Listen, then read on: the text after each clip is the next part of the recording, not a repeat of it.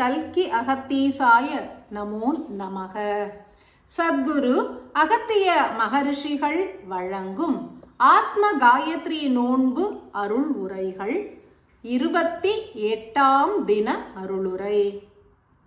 ஈசனின் அடி தொழுதே அகத்தீசன் உரைக்கின்றேன். மானுட ஆன்மா என்பது எங்குள்ளது? எவ்விதம் அதனை விடுவிப்பது? எச்செயல்களை ஏற்க வேண்டும்? குரு என்பவர் யார்? ஏன் குருவின் துணை வேண்டும்? ஏன் மந்திரங்கள் அவசியமாகின்றன? பலன் என்பது யாது? வாழ்வினை எவ்விதம் வாழ வேண்டும்? முக்தி பெற்றோமா, பிறவி கடந்தோமா என்பவற்றை எவ்விதம் அறிவது, உணர்வது போன்ற எண்ணற்ற வினாக்களை சுமந்திருக்கும் எமது அன்பு சீடர்களுக்கு தெளிவான மார்க்கம் உரைத்திடவே யாம் கடமை கொண்டுள்ளோம். குழப்ப நிலைகள் என்பது தெளிவற்ற மனநிலைதனை உருவாக்கும்.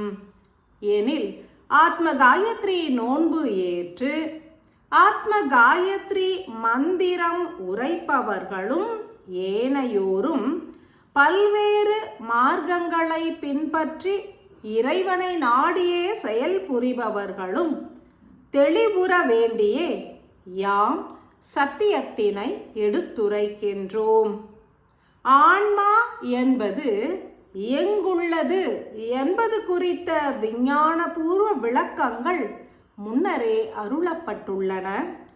ஒளிப்பாலத்தின் உச்சத்திலும் உயிரினை சூழ்ந்தும் வட்ட அணுக்களில் உள் மூளையில் ஆசைகளை நிறைவேற்றிவிட சிறைப்பட்ட நிலையிலும் ஆன்மாவானது 3 நிலைகளில் இயங்குகின்றது.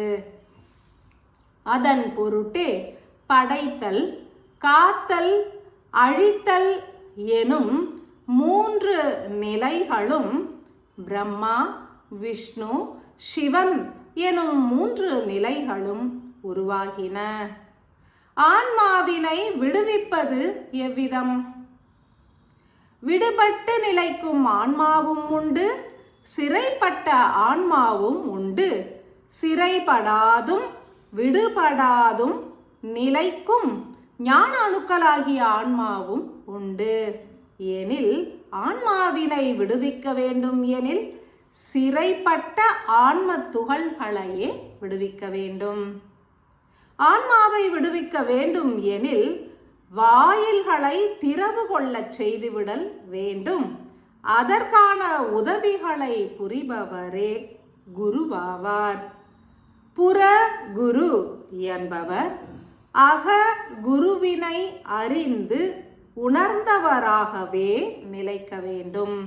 ஒவ்வொரு மனிதரின் உள் மூளையில் உள்ள ஞான அணுக்களை திறவு கொண்டிடவும் உயிரானது ஒடுங்கிட மார்க்கம் கண்டு உரைப்பவராகவும் புறத்தினிலே உயரிய குருவாகவும் விளங்கிடல் வேண்டும். மந்திரம் என்பது ஓசையினை அடிப்படையாக கொண்டது. உயிரினை தூண்டி ஆன்மாவினுள் ஒடுங்கிடும் மார்க்கத்தினை எடுத்துரைப்பதே மந்திரங்களின் முக்கிய பணியாகும். ஏன் பொருளினை வேண்டிப் பெறுவதற்கும் உடற் பிணிகளை நீக்குவதற்கும் மந்திரங்கள் உரைக்கப்படுகின்றன எனில் உயிர் அணுவானது தனது பணிகளை விரைந்து நிறைவேற்றிடவே என்றுணர்க. குருவின் துணையினை நாடுவதும் மந்திரங்கள் உரைப்பதும் தீபச் சுடர்களை பொருத்தி பல்வேறு வழிபாடுகளை ஏற்பதும் உயிரின் ஆற்றல்களை பெருக்கி ஆன்மாவிற்கு விடுதலையினை பெற்றுத்தரும் என்றே உணர வேண்டும். வாழ்வினை எவ்விதம் வாழ வேண்டும்? எந்த ஒரு மார்க்கத்தினை எவ்விதம் பின்பற்ற வேண்டும் என்றே சிந்தனை புரிபவர்கள் அனைவருமே ஓர் சத்தியத்தினை உணருங்கள். உங்களுடைய உள் உணர்வு உரைப்பதனை செவிமடுத்திடல் வேண்டும். உயிரானது எம் மார்க்கத்தினில் அதீத ஆற்றல்களை பெறுகின்றதோ அதனை ஏற்றுவிடல் வேண்டும். மாயையினால் ஈர்ப்புற்று கால விரயம் புரிகின்ற செயல்களை உணர்ந்து தவிர்த்து விடுங்கள். உயிரானது எம் மார்க்கத்தினை நாடுகின்றது என்றும் சுய விருப்பம் என்பது எச்செயல்களின் மீது உருவாகின்றது என்றுமே ஆழமாய் உணர்ந்து அதனை ஏற்று வாழ்ந்திட கற்றறியுங்கள். எவ்விதம் வாழ்வது என்பது ஓர் பெரும் வினாவாகும். இதற்கான விடையினை எவருமே உரைத்துவிட இயலாது. வாழ்க்கை என்பது உயிரினால் உருவாக்கப்படுகின்றது, ஆன்மாவினால் இயக்கப்படுகின்றது. புறத்தினிலே ஓர் பயணம் மேற்கொள்ள வாகனம் அவசியமா, அன்றி அதற்கான எரிபொருள் அவசியமா என்றே சிந்தியுங்கள். நடைப்பயணம் மேற்கொள்ள கால்கள் மாத்திரமே அவசியமா, அன்றி உயிராற்றல் மிக்க ஓர் உடல் என்பதும் அவசியமா என்றே சிந்தியுங்கள். இரண்டுமே அவசியம் என்றே உரைத்திட தோன்றும். அவ்வகையில் உயிரும் ஆன்மாவும் இணைந்தால் மாத்திரமே சிறப்பான வாழ்வு நிகழும். மேலோட்டமான சிந்தனைகளும் செயல்களும் உயிரின் தனித்த வெளிப்பாடாகவே அமையும். அவ்விதம் இன்றி எந்த ஒரு செயலினையும் ஏற்கும் முன்னர் ஆன்மாவோடு கலந்துரையாடிய பின்னரே ஏற்க வேண்டும். எவ்விதம் ஆன்மாவோடு உரையாடி எரிபொருளினை ஏற்று உயிர் எனும் வாகனத்தில் ஏறி வாழ்வு எனும் பயணத்தை மேற்கொள்வது? அதன் பொருட்டு உருவாக்கப்பட்டதே தெய்வ வழிபாடுகள் என்பதாகும். மந்திரங்களும் தீபங்களும் மலர்களும் வழிபாட்டு முறைகளும் உயிரானது ஆன்மாவோடு இணைந்து இயங்கிடவே உதவிடும். உயிர் எனும் வாகனம் ஆன்மாவின் எரிபொருளினை ஏற்றால் மாத்திரமே மனித உடல்கள் யாவும் வாழ்வு எனும் பயணத்தை சீராய் நிகழ்த்த இயலும். ஒவ்வொரு செயலினை ஆற்றிடும் முன்னரும் ஆன்மாவின் ஆற்றல்களை பெற வேண்டும். அதன் பொருட்டே விடியலில் பிரம்ம முகூர்த்த தருணங்களில் கிட்டுகின்ற அபரிமிதமான ஆன்ம சக்தியினை அனுதினமும் ஏற்றுவிட பல்வேறு வழிபாடுகள் உருவாக்கப்பட்டுள்ளன. எந்த ஒரு வழிபாட்டு முறையும் உகந்தது என்றே உணர வேண்டும்.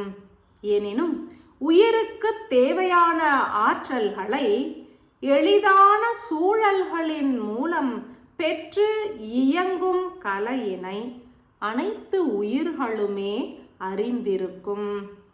புற வாழ்வினில் எந்த ஒரு நாட்டம் உதித்தாலும் அதன் மூல காரணம் சிறைப்பட்ட அணுக்களை விடுவிக்கும் பொருட்டே என்றே உணருங்கள்.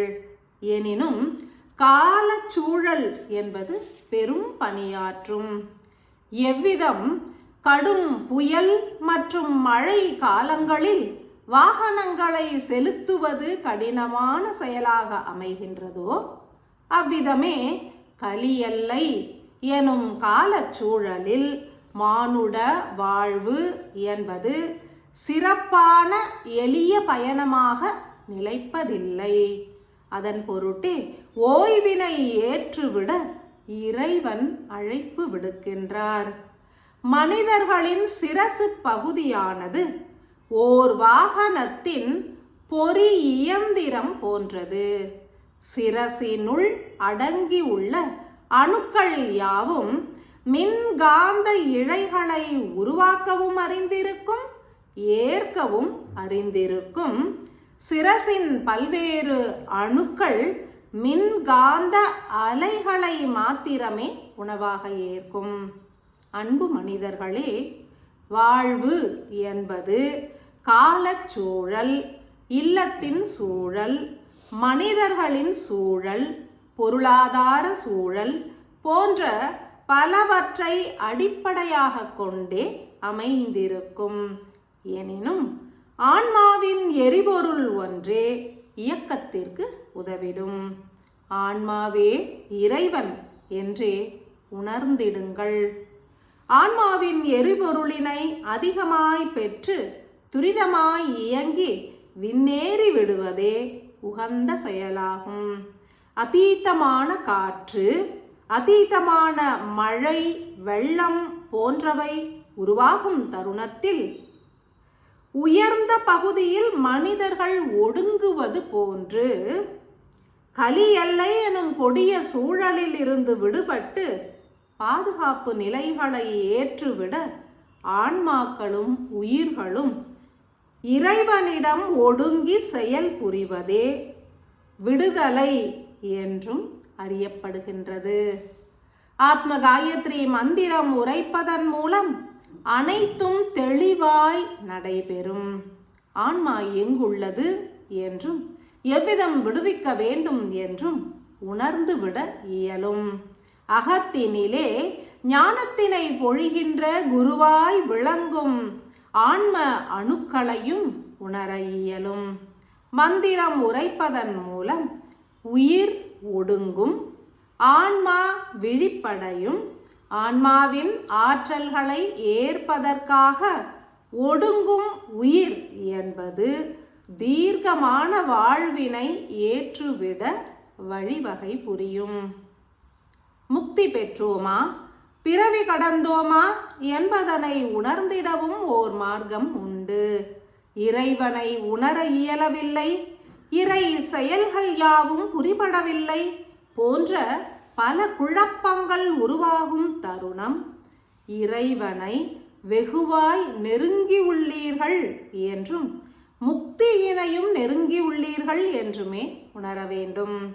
ஏனெனில் பேரறிவு எனும் இறை சக்தி சிற்றறிவு கொண்ட மானுட மூளையினால் பூரணமாய் ஏற்கப்பட இயலாது. இறைவனையும் அவராற்றும் செயல்களையும் பூரணமாய் புரிந்து கொள்ள இயலாது எனும் சத்தியம் உணர்ந்து இறைவனின் செயல்களை தனது செயல்களாக ஏற்று சுயநலம் இன்றி பொதுநலம் கொண்டு அனைத்து உயிர்களுக்கும் எவ்விதமேனும் உதவிகள் புரிந்து கொண்டே இருந்தால் முக்தி நிலையினை எய்தியுள்ளீர்கள் என்றே உணர்ந்திடலாம். ஆத்ம காயத்ரி நோன்பு என்பது முச்சுடர்களையும் இணைக்கும். உயிரும் ஆன்மாவும் பரமாத்மாவோடு இணைந்து பூரண முக்தி நிலையினை ஏற்றுவிட உதவிடும். சத்தியம் உணர்ந்து செயலாற்றுங்கள். அன்பு நிறைந்த ஆசிகள். அன்பாலயம் அன்பாலயம் அன்பாலயம்